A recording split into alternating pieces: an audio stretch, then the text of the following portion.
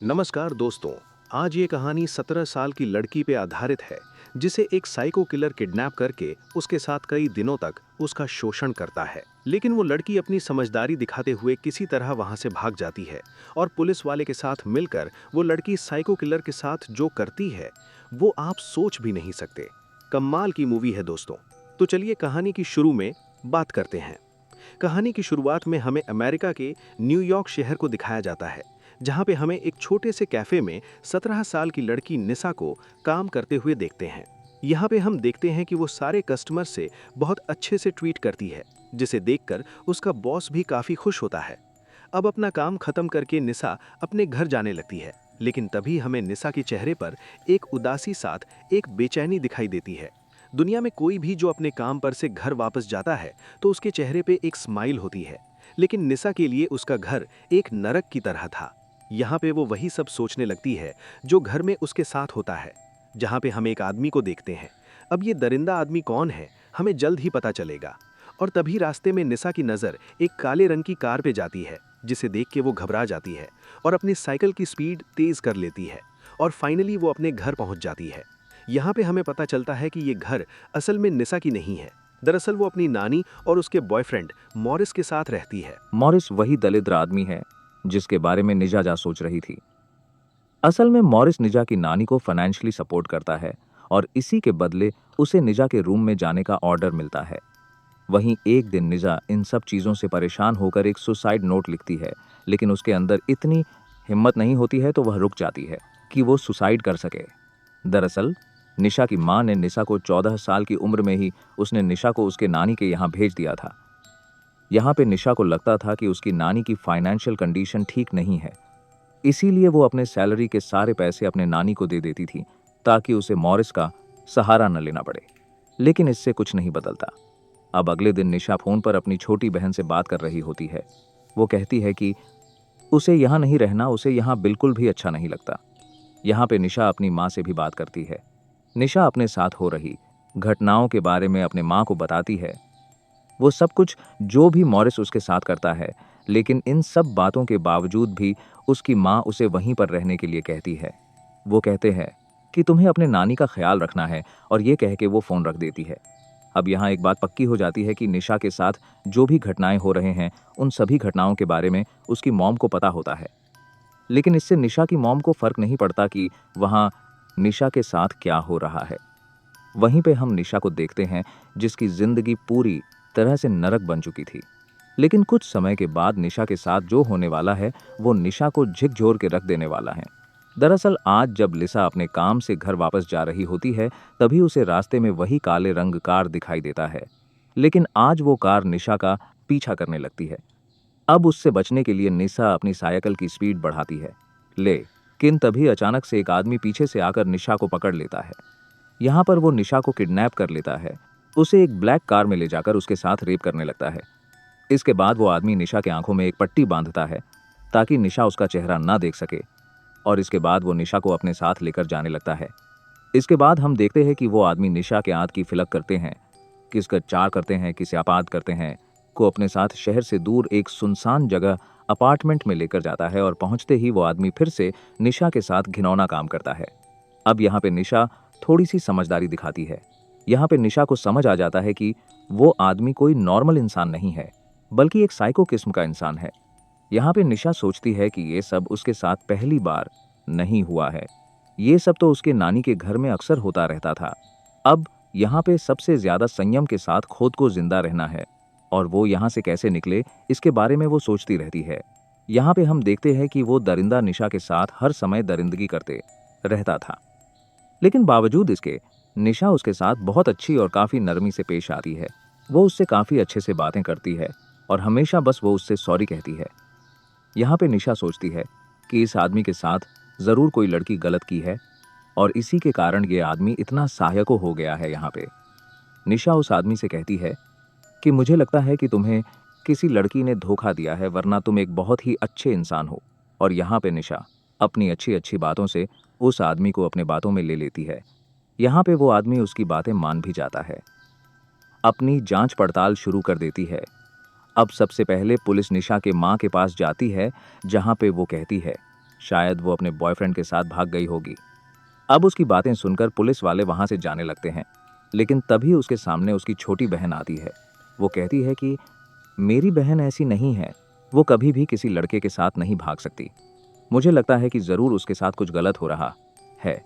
Please sir, मेरी बहन की मदद करो, वो बहुत ही बड़ी मुसीबत में है। इसके बाद पुलिस वाले उसी कैफे में जाती हैं जहां पर निशा काम करती थी। माफी चाहूंगा दोस्तों। अगर आपको वीडियो पसंद आ रही हो तो प्लीज चैनल को सब्सक्राइब कर बेल आइकन को ऑल पर क्लिक करें। जी, यहाँ निशा का बॉस कहता है कि निशा एक बहुत अच्छी लड़की थी और बहुत ही मेहनती लड़की थी, इसीलिए मुझे लगता है वो कभी भाग नहीं सकती। वहीं दूसरी तरफ हम निशा को देखते हैं, जिसकी आंखों में पट्टी बंधी हुई थी, लेकिन इसके बावजूद भी वो वहां की चीजों को समझने की कोशिश कर रही होती है और सभी चीजों को अपने दिमाग में सेट कर रही होती हैं। यहाँ पे निशा उस आदमी से बातें करने की भी कोशिश करती है, जिससे निशा समझ जाती है कि वो आदमी दिमागी रूप से भी बहुत कमजोर है। निशा हमेशा उस आदमी का चेहरा छूती रहती थी ताकि उसे ये पता लग सके कि वो आदमी आखिर दिखता कैसा है। यहाँ पर हम देखते हैं कि निशा उस आदमी की बार बार तारीफें करती है कि वो एक बहुत ही अच्छा इंसान है। यहाँ पे निशा उस आदमी को बार बार ऐसा इसलिए कह रही होती है ताकि वो उसका भरोसा जीत सके। यहाँ पे निशा अपने बीमार पिता के बारे में झूठी कहानी भी सुनाती है। यहाँ पे वो कहती है कि उसके पिता के उसके अलावा इस दुनिया में कोई नहीं है और वो अभी बहुत ही बीमार है। यहाँ पे वो उसे ये सब इसलिए बता रही होती है ताकि उस आदमी को उससे थोड़ी हमदर्दी हो सके और उस पर तरस खाकर वो आदमी उसे छोड़ दे। यहाँ पर हम देखते हैं कि निशा के जादू तो सच में काम कर जाती है और कुछ समय के बाद वो निशा के हाथों को खोल देता है।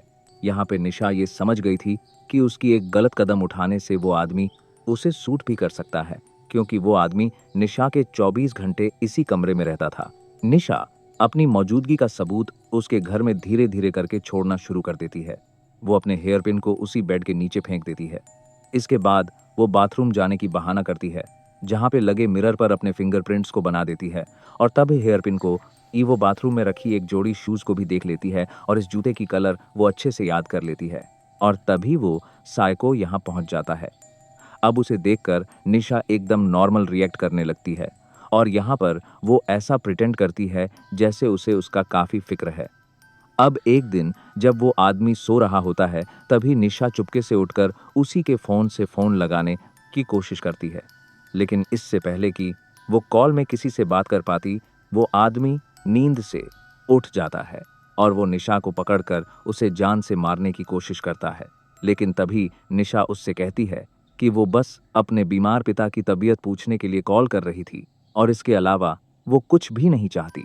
बस वो अपने पिता को बताना चाह रही थी कि वो खुश है और वो उसके लिए बिल्कुल भी परेशान ना हो। अब निशा की इमोशनल बातें सुनकर वो भी मायूस हो जाता है, इसीलिए वो उसे नहीं मारता, उसे छोड़ देता है और वो शांत हो जाता है।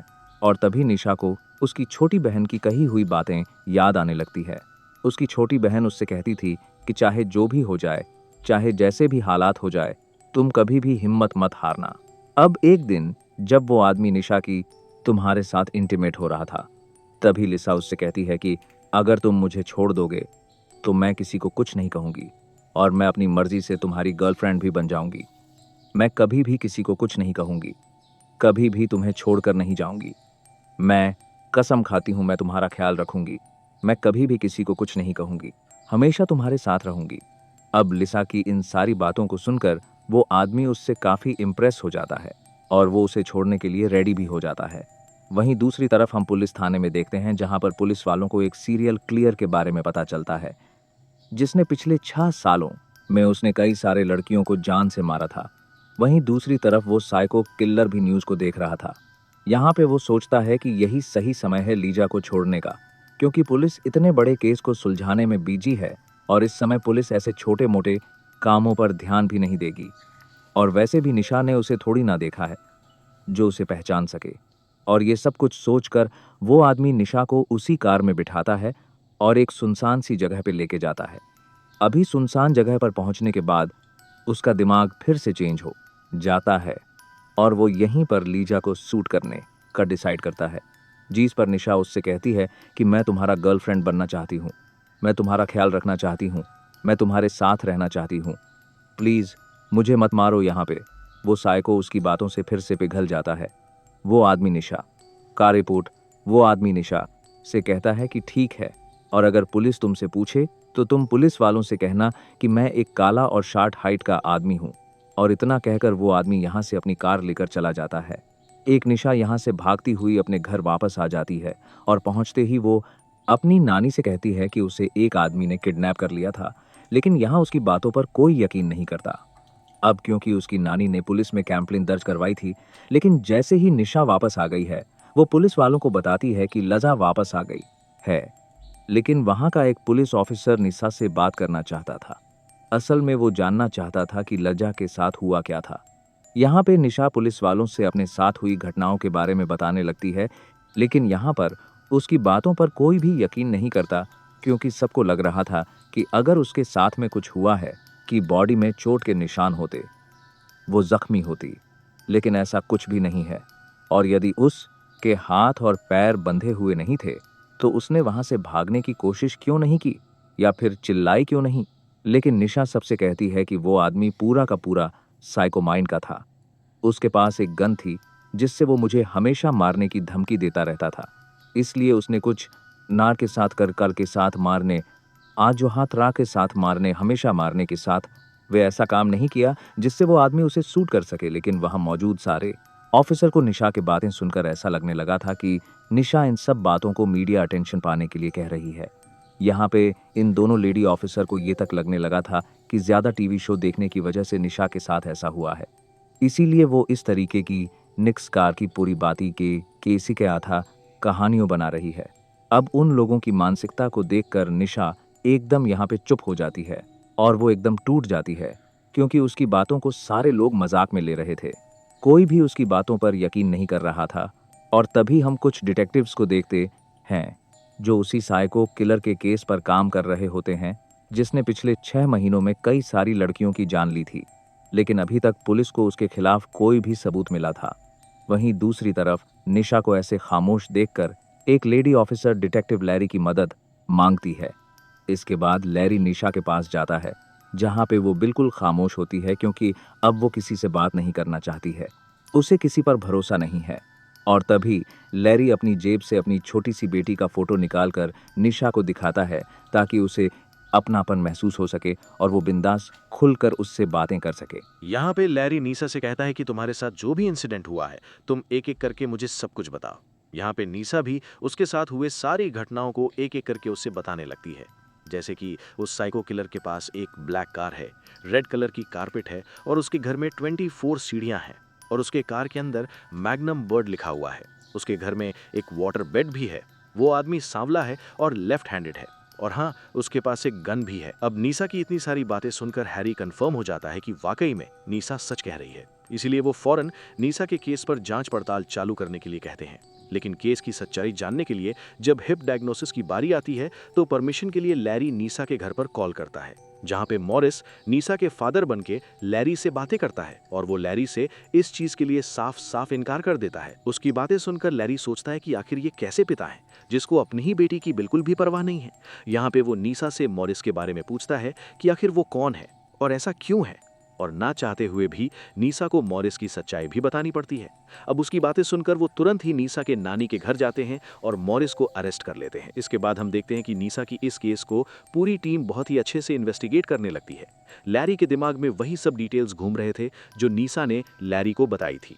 यहाँ पे वो एक ही बात सोच रहा था कि कहीं वो नीसा का किडनैपर सीरियल किलर तो नहीं है, क्योंकि यहाँ पे सारे पॉइंट्स उस सीरियल किलर से बिल्कुल मैच कर रहे थे। और ये सब कंफर्म करने के लिए वो नीसा के कपड़ों को फोरेंसिक लैब में भेजते हैं। और कुछ समय के बाद जब फोरेंसिक रिपोर्ट आती है, तब लैरी एकदम कंफर्म होती है कि ये वही सीरियल किलर है। इसके बाद ये लोग नीसा को वहीं पे लेकर जाते हैं जहाँ पे वो किलर नीसा को छोड़ने के लिए आया था। यहाँ पे वो गाड़ी में सो जाती है, वो अपने आंखें बंद कर लेती है और सब कुछ बताने लगती है जो उस रात उसने फील किया था। अब पहले तो नीसा लैरी को लेकर उसी गैस स्टेशन पे जाती है जहाँ से उस साइको ने गैस भरवाई थी। अब यहाँ पे लैरी पेट्रोल पंप के सीसीटीवी फुटेज चेक करने लगती है, जहाँ पे उसे एक बहुत ही बड़ी चीज हाथ लगती है, और लीसा ने जैसा चेहरा स्केच में बनवाई थी, बिल्कुल वैसा ही चेहरा उसे सीसीटीवी कैमरे में देखने को मिलती है। इसके बाद उस आदमी के पोस्टर बनवाए जाते हैं और हर जगह गली मोहल्ले में उसका पोस्टर लगा दिया जाता है। अब एक दिन एक पुलिस वाले को वही आदमी दिख जाता है, इसीलिए वो पुलिस वाला उसके पास जाते हैं। वो उससे कहते हैं कि सर, हमारे पास एक कार चोरी की रिपोर्ट आई है और इसीलिए हमें आपकी कार की फोटो लेनी है। अब इसके बहाने वो उस आदमी का फोटो खींच लेता है और उससे जाने के लिए कहता है। अब जैसे ही नीसा फोटो में उस किलर को देखती है तो यहाँ पे वो कंफर्म हो जाती है कि ये सेम वही आदमी है और इसके तुरंत बाद पुलिस उसके घर पहुंच जाती है और इत्तेफाक से पुलिस वालों को यहाँ पे 22 सीढ़ियां ही मिलती हैं, जैसा कि नीसा ने बताया था। और घर के अंदर जाने पर इन लोगों को नीसा की हेयर पिन भी मिलती है जो नीसा ने बेड के नीचे फेंकी थी। यहाँ पे इन्हें मिरर में नीसा की फिंगरप्रिंट्स भी मिलती है। अब इतनी सारी सबूत मिलने के बाद पुलिस उस किलर को एकदम पागलों की तरह ढूंढने लगती है और फाइनली पुलिस वालों को वो सीरियल किलर मिल जाता है जो बिंदास आम आदमी की तरह रोड पर घूम रहा था। यहाँ पे पुलिस वाले चारों तरफ से उसे घेर लेते हैं और फाइनली आज इतने बड़े मुजरिम की गिरफ्तारी हो जाती है। और इसके बाद सारे पुलिस ऑफिसर नीसा की बहादुरी के लिए सभी लोग उसका क्लैपिंग करके स्वागत करते हैं। दरअसल नीसा ने अपने साथ साथ उन सभी लड़कियों को भी आज इंसाफ दिलाया था जो बेकसूर थीं और उस किलर को पकड़वाकर आगे होने वाली क्राइम्स को भी रोका था। अब हम देखते हैं कि नीसा अपने नानी के घर नहीं जाना चाहती थी क्योंकि वो एक नर्क था, इसीलिए लैरी पता करके नीसा के अंकल और आंटी को वहां पे बुलाते हैं। अब नीसा के साथ हो रहे इन अत्याचारों के बारे में उसके अंकल और आंटी को कुछ भी पता नहीं था। यहाँ पे वो लोग नीसा से सॉरी कहते हैं। यहाँ पे वो लैरी से भी कहते हैं कि वो लोग नीसा का बहुत अच्छे से ख्याल रखेंगे। यहाँ पे लैरी नीसा से धन्यवाद कहता है और सच में यार, यहाँ पे लैरी भी भाई साहब मायूस हो जाता है। अब कुछ समय के बाद हम लीसा के मॉम को देखते हैं जिसके पास नीसा ने एक लेटर लिखी होती है। वो उससे कहती है कि माँ, आप गलत थीं इसलिए कि आपको लगता था कि मैं एक अच्छी लाइफ जी नहीं सकती, और वो अपनी माँ को हमेशा के लिए गुड बाय लिखती है। यहाँ पे उसकी माँ को भी नीसा की याद आने लगती है। उसे भी लगने लगता है कि उसने नीसा के साथ काफ़ी गलत किया और यहीं पे ये कहानी ख़त्म हो जाती है। तो वैसे अगर आपको ये नीसा की स्टोरी थोड़ी सी भी अच्छी लगी है तो चैनल को सब्सक्राइब कर लें। धन्यवाद।